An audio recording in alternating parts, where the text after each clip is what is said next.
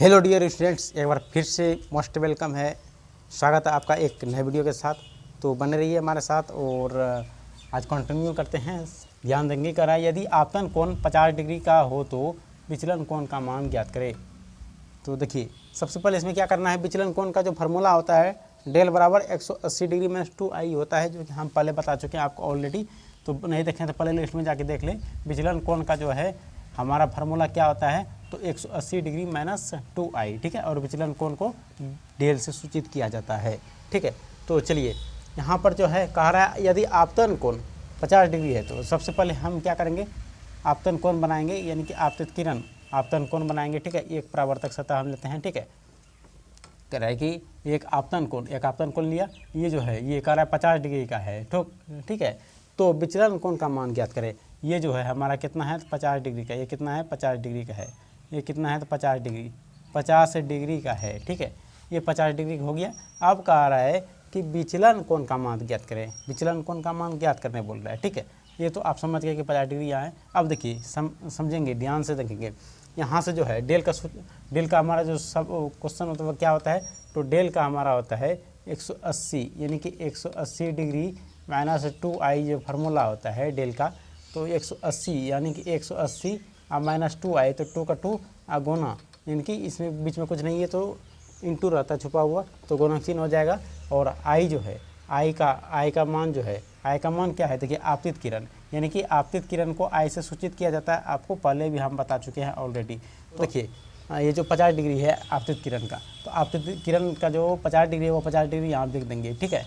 50 degree यहाँ लिख देंगे। क्या लिखेंगे, 50 डिग्री यहाँ पर लिख देंगे, ठीक है। इतना करने के बाद सिंपली 180 का 180 कर दीजिए और माइनस का माइनस। अब 50 दूनी 100, यानी कि दोनों को गुना कर देंगे तो कितना हो जाएगा जी, बोलिए 100 हो जाएगा। अब 100 में 180 में 100 चला जाएगा तो कितना बचेगा, बोलिए 80 डिग्री हो जाएगा। कितना हो जाएगा, तो 80 डिग्री हो जाएगा। यह विचलन का कोण हो जाएगा। कितना क्या हो जाएगा, तो विचलन का जो है कोण हो जाएगा, ठीक है। विचलन कोण का मान ये निकल जाएगा, ठीक है।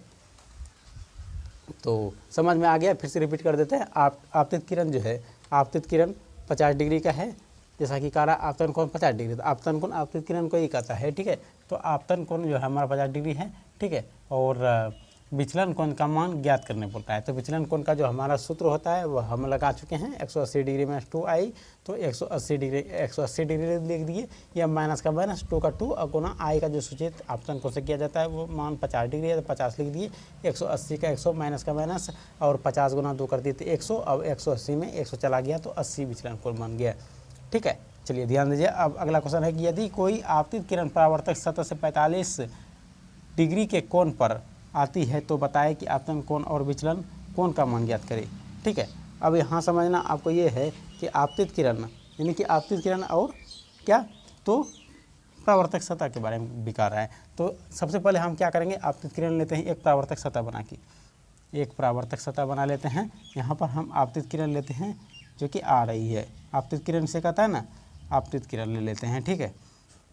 तो चलिए आपतित किरण लिखने के बाद परावर्तक सतह यहाँ ये वाला ले चुके हैं हम। उसके बाद कह रहा है आपतित किरण परावर्तक सतह से 45 डिग्री के कोण पर आती है, यानी कि ये जो आपतित किरण है इस पर जो आ रहा है परावर्तक सतह पर, इस पर कितना डिग्री का आ रहा है, तो 45 डिग्री पर आ रहा है, ठीक। 45 डिग्री पर आ रहा है तो बताए कि आपतन कोण और विचलन कोण का मान ज्ञात करें। मतलब कह रहा है तो बताए आपतन कोण और विचलन कोण का मान क्या होगा, आपतन कोण और विचलन कोण का मान क्या होगा कह रहा है। यानी कि 45 डिग्री पर परावर्तक सतह पर आ रहा है तो हमारा आपतन कोण का मान कितना होगा और विचलन कोण का मान कितना होगा। तो समझना आपको सिंपल ये है कि आपतित किरण यहाँ से आया, अब यहाँ से जो जाएगा परावर्तक सतह परावर्तित किरण हो जाएगा। अब यहाँ से मतलब एक अभिलंब आ गया। ये जो अभिलंब आता है कितना पता है आपको, मालूम होगा कि 90 डिग्री का रहता है, ठीक है। 90 डिग्री रहता है ना जी, बोलिए, तो 90 डिग्री का रहता है। सबसे पहले हम सिंबल जो करेंगे वो क्या करेंगे, तो डेल का सूत्र सबसे पहले हम यहाँ पर सूत्र लगाएंगे 180 डिग्री माइनस 2i, जो कि हमारा सूत्र है, ठीक है। तो सबसे पहले इतना करने के बाद जो है हम क्या कर देंगे, 180 का 180 डिग्री माइनस, अब माइनस ये जो 2 है तो 2 इसमें कुछ नहीं है तो इंटू की जगह पर यहाँ गुना कर सकते हैं। और i का जो वैल्यू है, अब i का वैल्यू अभी निकाले नहीं है, i का वैल्यू क्या होगा वो समझिए। देखिए i का वैल्यू जो है, यानी कि ये 90 डिग्री है तो 90 डिग्री में 45 डिग्री चला जाएगा, 90 डिग्री में 45 डिग्री घटा देंगे तो 90 डिग्री में जो है हम 90 डिग्री में जो है हम 45 डिग्री घटा देंगे, कितना बचेगा 45 बचेगा ना 45। तो यहाँ पर जो है हमारा आपतित किरण का जो मान है वह कितना निकल जाएगा, आपतित किरण का जो मान है आपतित किरण का वह कितना निकलेगा, आपतित किरण का जो मान होता है वह कितना निकल रहा है, तो 45 डिग्री। तो यहाँ पर जो है दोस्तों हम क्या करेंगे 45 डिग्री यहाँ पर लिखेंगे, यानी आई का मान जो आपतित किरण का जो मान है वह 45 डिग्री होगा, ठीक है ना 45 डिग्री, यहाँ 45 डिग्री लिख देंगे। उतना करने के बाद 180 का 180 माइनस का माइनस, अब 2 गुना 45 कर दीजिए, कितना हो जाएगा 45 दूनी 90 हो जाएगा, यानी कि 45 दूनी 90 हो जाएगा। तो 180 में जो है 180 में हमारा 180 में 90 चला जाएगा, यानी कि 180 में 90 चल जाएगा तो 90 डिग्री बचेगा, 90 डिग्री विचलन कोण हो जाएगा। 90 डिग्री क्या हो जाएगा, तो विचलन कोण हो जाएगा। विचलन कोण कितना हो जाएगा, विचलन कोण कितना हो जाएगा जी 90 डिग्री, और आपतित किरण आपका 45 डिग्री हो गया है, ठीक है। आपतित किरण आपका 45 डिग्री हो गया और विचलन कोण जो है वह 90 डिग्री हो गया। तो किसको किसको समझ में आया आप जो है ज़रूर कमेंट करें। चलिए अब दूसरा क्वेश्चन देख लेते हैं। कर रहा है कि यदि परावर्तन कोण 80 डिग्री है तो विचलन कोण का मान कितना होगा। यदि परावर्तन कोण 80 डिग्री है तो विचलन कोण का मान कितना होगा। तो सबसे पहले जो हम एक आपतित किरण लेंगे, ठीक है, और एक परावर्तक सतह लेते हैं हम, एक परावर्तक सतह ले लेंगे, ठीक है, एक परावर्तक सतह ले लेंगे। उसके बाद जो है एक आपतित किरण लेंगे हम, आपतित किरण, और एक परावर्तक सतह लेंगे, एक परावर्तक सतह, ठीक है, एक परावर्तक सतह। इतना लेने के बाद एक अभिलंब ले लेते हैं हम, ठीक है।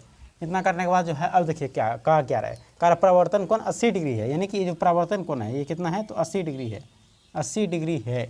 तो विचलन कोण का मान ज्ञात करें क्या होगा, ठीक है।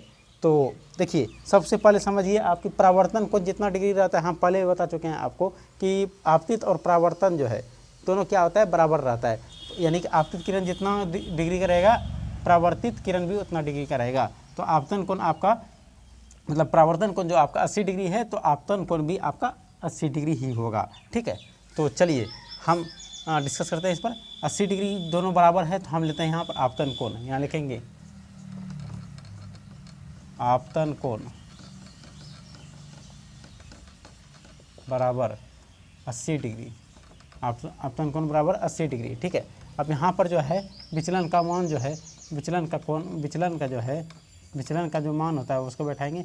विचलन कोण का जो मान है वह क्या है बताइए, तो हमारा है 180 डिग्री पर माइनस 2i, ये आपका फार्मूला है। तो 180 डिग्री पर चलते हैं, 180 डिग्री माइनस का माइनस 2 का 2 गुना i से जो सूचित किया जाता है आपतित किरण को वह कितना है। तो देखिए परावर्तक सतह 80 है तो आपतित किरण भी 80 हो जाएगा, तो 80 लिख दीजिए, कितना लिखिए 80 लिखिए। उसके बाद 180 का 180 माइनस का माइनस 80 गुना 2 कर दीजिए, कितना हो जाएगा 160 हो जाएगा, कितना हो जाएगा, तो 160 हो जाएगा। 160 में 120, 180 में 160 चला जाएगा तो 20 बच जाएगा, कितना बचेगा जी 20 बच जाएगा। तो आपका विचलन कोण जो है, आपका जो विचलन कोण है वह कितना निकल जाएगा, विचलन कोण कितना निकल जाएगा, विचलन कोण जो है वह आपका 20 निकल जाएगा।